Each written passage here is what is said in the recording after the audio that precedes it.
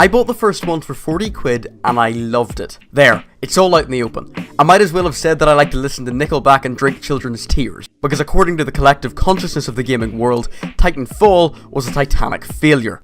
And because at the time I really didn't care for the story of a sci-fi game which had its plot, gameplay and lore revolving around giant killer robots murdering each other, it really seemed like a non sequitur that the game didn't have a story.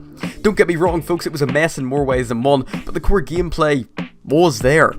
And to my veritable amazement, when I look to YouTube, I see relatively glowing reviews for a game that was more of a disappointment after its insane hyping than I was when I popped out of my mum after many agonising hours of labour. The joke's on her though, because she got another 17 years of it and will continue to receive it unless I get hit by a bus. Or, you know, whatever religious extremists are driving these days. Anyway, sit back and relax. Welcome to my take on Boob Descent 2 Electric Boogaloo. And by my take I mean at least my third, because I generally can't say a sentence in a review without first fudging it 7 or 8 times before.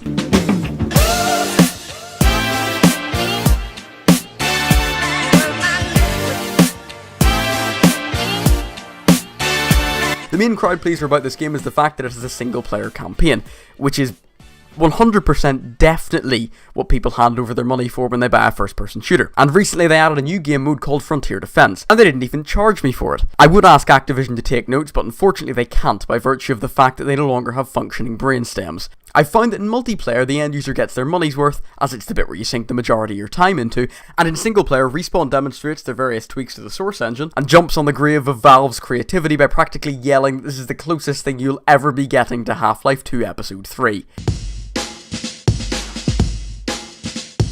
The single player game begins with you, blank-faced and void of personality. You're a rifleman called, well, something involving a J, I think. I never heard what it was, because at that point I wasn't fully committed to the whole paying attention thing due to the previous game's less than meagre storyline. Suffice to say, if it was a movie, you'd be played by Matt Damon, and then later on not so well, by Jeremy Renner. And the original soundtrack is just about as bland as your character is, but actually calling it an original soundtrack would somewhat imply that there's even a glimmer of originality within it. Which there isn't. You and Captain Last Samosa are in the militia's holodeck, and as you go through the game's mechanics in a boring, unsurprising way, right as you're about to call down your Holo Titan and prepare to board, your simulation ends. And I know I just said that I don't like things not surprising me, but I also don't like cool things being dangled above my head either. It's the same way I feel about getting booted in the stomach or slurping up my own vomit. However, it did make the eventual point that we get to use our Titan all that more rewarding. And speaking of that first boarding, I might as well jump straight in. After Last Samosa is killed by that one guy with an Australian accent, you black out for a couple hours. And whilst on the subject of accents, they're effectively the only way to tell the characters apart, as they're so bloody wooden you should watch out for splinters when you're choking the life out of their cold, twitching bodies. After that whole ordeal, you're told by a robot named after everyone's favourite British telecommunications company to go get him a couple packs of double A's. And after you get over the whole "who the hell does he think he is" ordering me around like I'm his dog on a leash phase, you go and fetch them, murdering dozens of soldiers and indigenous animals in the process.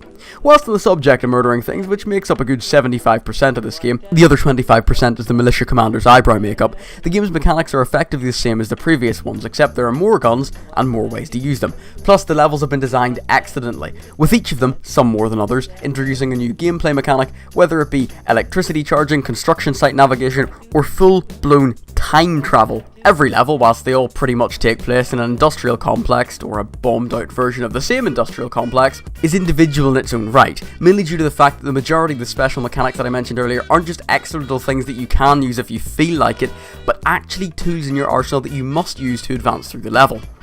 Another thing about the level design and the tools you need to get through them is BT, your personal murder bot, who is, once again, actually required to get through the area, where some areas can only be traversed by you because they're small and difficult to get through, and some areas can only be traversed by BT because, you know, they're fields. This gives a real feeling of gameplay duality and is used quite well to change up the tone and pacing from area to area.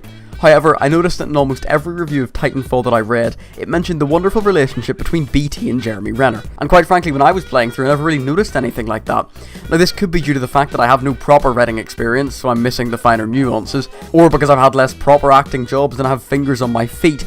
But other than, surprise surprise, the bit where BT dies and then, surprise surprise, dies again, there was no real sense of relationship, and the fact that Jeremy Renner was really quiet all in all, having BT answer almost every question directed at him, left me not really relating to him at all. In fact, I felt rather detached from both characters, and the worst bit is that no one acknowledged this, making it seem really uncomfortable at times. Either way, I started and finished the game in one sitting, which really does stand testament to its pacing, level design, and its rather camp, but still admirable story. But when it came to emotional beats, it delivered less than a sociopathic Royal Mailman with a drinking problem. Oh, but look at the murder robot, he just died, and he's helping you get out of generic bad guy facility 73. Oh, and he's alive again. Yeah, oops, he's dead. Booey for him, I guess.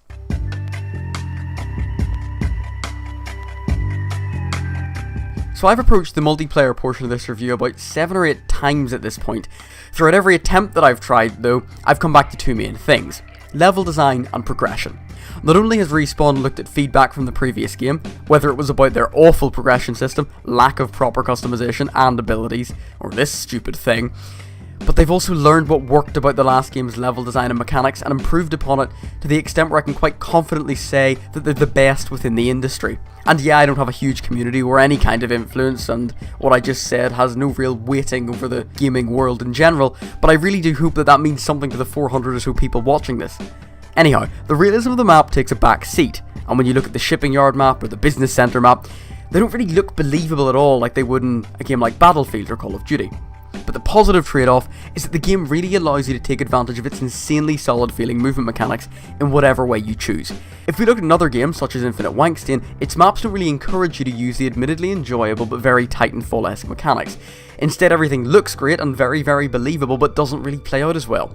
In Titanfall, all of this is different. If you want to run around like a madman, you can. If you want to sneak around quietly utilizing stealth tech and silenced weapons, you can. If you want to summon your murderbot from the sky and wreak havoc, you can. If you don't want to, you don't have to. What Titanfall gets right is the fact that it actually leaves an immense amount to the player, instead of shoehorning them into a situation that they ultimately wouldn't enjoy. All in all, this game's really great. You should buy it, and I like stating subjective opinions like they're objective facts. Thanks for watching, lads. Have a good one. I've been that Adly. Bye-bye.